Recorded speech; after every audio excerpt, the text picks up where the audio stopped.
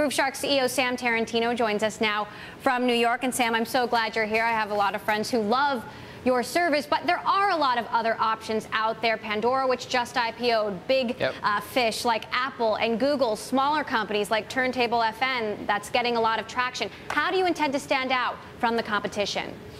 Yeah, that's a good question. Thanks for having me. So I think our big focus is really around artists. I mean, that's kind of the main thing that separates us. We are a big believer in the whole breaking artists as a platform. So that's kind of where we're putting all of our attention right now. Your Android app and Apple app got kicked out of both of the app stores, presumably because of licensing issues. How are you dealing with those kind of hurdles? Well, we're just engaging in conversations. I think people are confused about who we are and what we do. I joke that if you're over 30, you probably haven't heard of us, but your kids have. And 9 out of 10 times, people text their kids, and then they go, "Oh, wow, I totally have heard of Grooveshark." So it's kind of the running joke within the company. But we're getting, as we get bigger, I think more people are kind of hearing about us. And there's always that unknown. We're really not any different than YouTube from a structural perspective. With Pandora, they're kind of focused around the radio and the radio rates and kind of the law around radio. And then on the cloud locker services like Amazon and Google, they've sort of focused on actually taking your existing library and uploading them, to a cloud locker. With us, we're sort of doing the exact same thing that YouTube has done with video, which is take a pool of content from users, from artists, and have that be the source along with partners like EMI and thousands of other partners that we have. So, Sam, you do have a partnership with EMI and with individual artists, but you don't have rights to all of the music on your site. Isn't that true?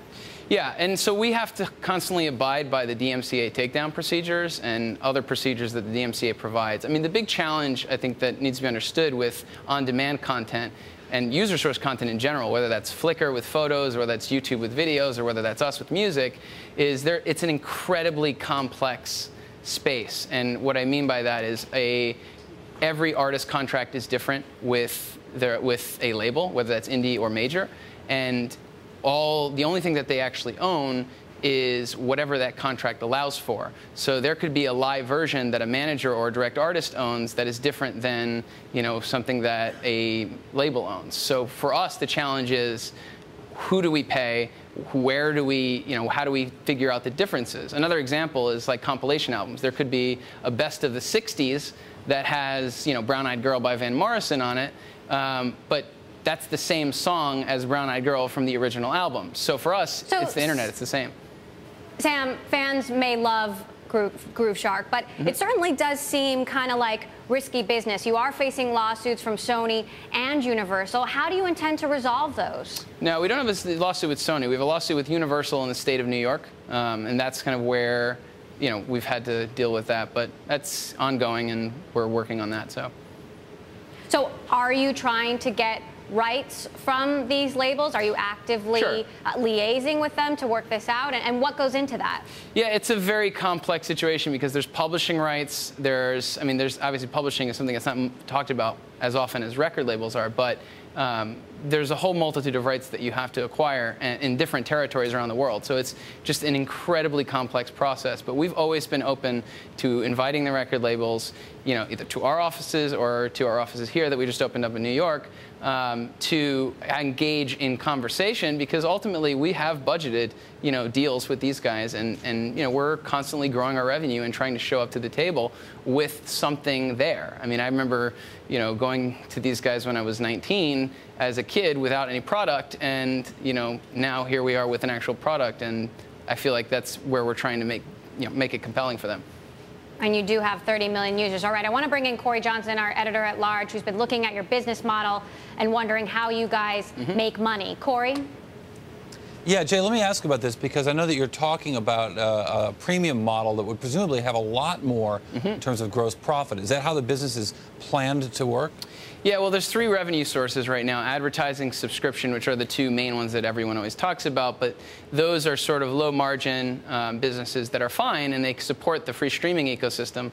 But, by the way, subscription is what's required to get into the mobile devices. So we're kind of going into the mobile devices, into the TV, into the car, and that's kind of where subscription is going. But ultimately, we see the big core of this business around artist development. I mean, one of the things we're pushing really hard with, for example, this band Quiet Company that we're working with, and a whole range of others, is actually signing them to a deal, representing them around their rights, and going in there and actually growing the business, finding new sources of money, whether that's touring, endorsements, it's publishing. We're looking at doing co-publishing deals around this space. Well, so that's Jay, where we see. I guess what I was thinking about more was not so much where the revenues are coming from, which is interesting, but where the profits will come from. I think what's really interesting about your company is that you guys got profitable really fast and haven't needed a ton of venture capital money to launch a functioning business. Yeah, a big part of that is honestly because we started in Gainesville, Florida. I mean, Gainesville, I'm a UF Gator. We all started kind of in Gainesville, and it's just such a low-cost area. Florida in general, and even more so Gainesville being a small college town, we had an amazing amount of talent that we're not competing with anyone on. So that's kind of how the business has grown, and it's exciting because now we're sort of getting our footprint around globally in Buenos Aires, here in New York. And so we just sort of stayed lean, got to profitability, and are growing the expenses along with the revenue in a sustainable fashion. I think that's, the Pandora IPO, by the way, is great for us, but if that's proven, the challenge there that was proving was that ultimately you have to make a profitable business. And I think there's going to be a lot of players in this space. Pandora does what they do very well, and we're excited for them and their success. But in the on-demand space, no one has quite figured it out yet. And I think what YouTube has done in video is exactly kind of where we're going with this. So, Sam, we have been following the Pandora IPO very closely and looking at the diversity in the online music business and the challenges there. If you look past over the last decade, there are a lot of music startups that disappeared. Do you ever worry about becoming the next Napster? No, I don't have a doubt in my mind that we're going to be successful at this. I said ultimately a lot of people have thrown money trying to solve a tech problem, and ultimately this is not a tech problem. This is a business problem. And ultimately the labels have a margin issue more than anything. They still throw money at 100 acts, of which only one becomes the size of a Lady Gaga or a Katy Perry. So there is a cost infrastructure problem here that we're trying to solve for them, and kind of that's how we're approaching this business. It's a lot deeper ingrained on the business side than it is on the tech side. And I think a lot of people that have failed at the space have looked at it as a tech problem. In the end, though, Sam, is what you're doing legal? Yes. Yeah, and the question I always bounce back at people is YouTube legal? I mean, if you do a search on YouTube or you do a search on Grooveshark for Beatles, we do a better job blocking artists like the Beatles or Van Morrison or Pink Floyd than YouTube does. So I always point to that example. It's just because we're a smaller company doesn't necessarily mean we're less legal than anyone like YouTube, who's also following the DMCA procedures. All right, Sam Tarantino, CEO of Grooveshark. It's definitely taking off, but there are certainly some nuances there. We'll be watching you guys.